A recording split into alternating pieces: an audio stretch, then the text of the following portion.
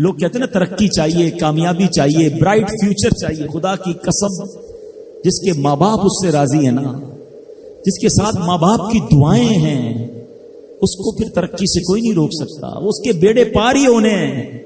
اور ساری دنیا واہ واہ کر رہی، ماں باپ پریشان ہے، وہ برباد ہی ہونا ہے.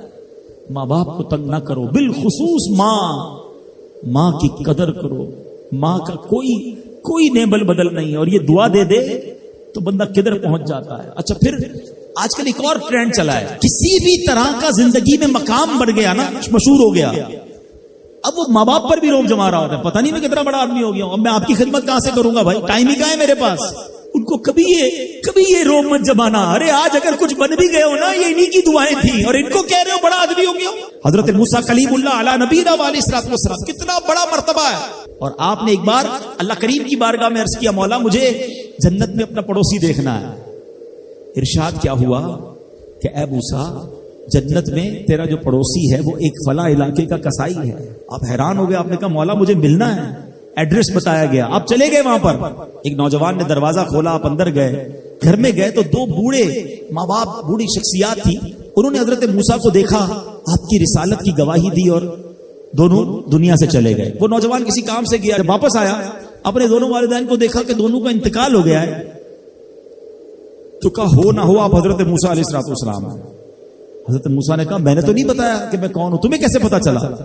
کہا میرے ماں باپ روزانہ دعا کرتے تھے کہ یا اللہ اس وقت تک موت نہ دینا جب تک حضرت موسیٰ کا دیدار نہ کر لیں. آپ ہمارے گھر آئے ہیں، آپ کو انہوں نے دیکھا ہے، یہ چلے گئے دنیا سے، آپ ہی حضرت موسیٰ.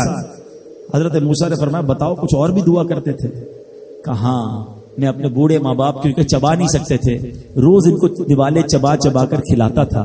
اور جب بھی کھانا کھلاتا تھا نا، میری ماں دعا کرتی تھی یا اللہ میرے بیٹے کو جنت میں موسیٰ کا پڑوسی بنا دینا. حضرت موسیٰ کہتے بیٹا تیری ماں کی دعا قبول ہو گئی ہے، تو ہی جنت میں میرا پڑوسی ہے. یہ ہے ماں کی دعا. اور یہ وہ دعا ہے جو بن مانگے مل رہی ہے، جو ماں کے دل سے نکل رہی ہے. آؤ میں بتاؤں کچھ بڑے آدمی، واقعی جس کو کہتے ہیں بڑا آدمی کون ہوتا ہے. امام اعظم ابو حنیفہ رضی اللہ تعالیٰ سے بڑا تو کوئی نہیں نا، کتنے بڑے وقت کے امام ہیں. مگر آپ کی والدہ ایک مسجد کے امام صاحب سے انسپائر تھی، مقرر تھے، وہ اچھے بیان کرتے تھے. تو آپ کو وہ کہتی کہ جاؤ وہ امام صاحب سے مسئلہ پوچھ کے آؤ. خود مفتی اعظم ہیں، امام ہیں کروڑوں حنفیوں کے. ماں کو یہ نہیں کہا کہ ماں پتہ نہیں میں کتنا بڑا مفتی ہوں، تم مجھے مسجد کے امام کے پاس بھیج رہی ہو. آج تو یہ ڈائریکٹ جواب دے دیتے ہیں نا، مجھے پتہ نہیں میں کون ہوں، مجھ سے بحث کر رہی ہو، اتنی کتابیں پڑھی. ماں تم نے تو پڑھا ہی کچھ نہیں. ابو جان آپ کو دنیا کا کیا پتا، مجھے پتا ہے. سنو امام اعظم، یہ ایسے نہیں بنتے بڑے لوگ.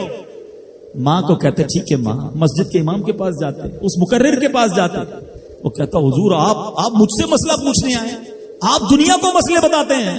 کہ کیا کروں، ماں نے بھیجا ہے. کہ حضور جو آپ بتا رہے ہیں مجھے آپ ہی مسئلے کا جواب بتا دیں، وہی میری طرف سے ماں کو بھی بتا دیں.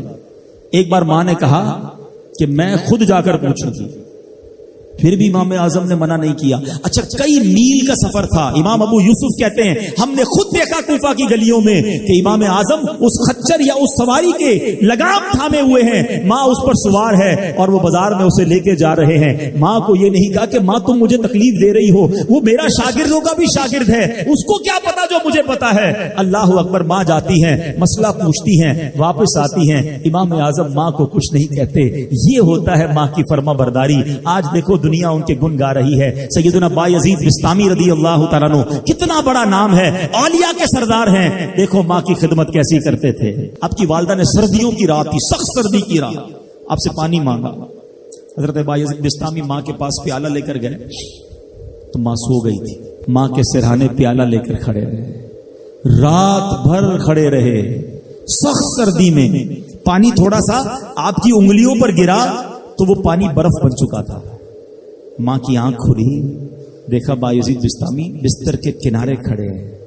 کہ بیٹا کیوں کھڑے ہو؟ کہ ماں آپ نے رات پانی مانگا تھا نا، اس لیے کھڑا رہا کہ نہ جانے کب آنکھ کھل جائے.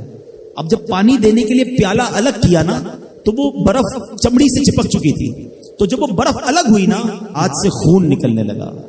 حضرت بایزید بستامی رحمت اللہ تعالی کی ماں نے جب یہ دیکھا نا کہ بیٹا ساری رات کھڑا رہا اور اب اس کا ہاتھ بھی لہو لہان ہو گیا. حضرت بایزید بستامی کی ماں نے پتہ اس رات کیا دعا دی کہتی یا اللہ میں اس سے راضی ہوں، تو بھی اس سے راضی ہو جا۔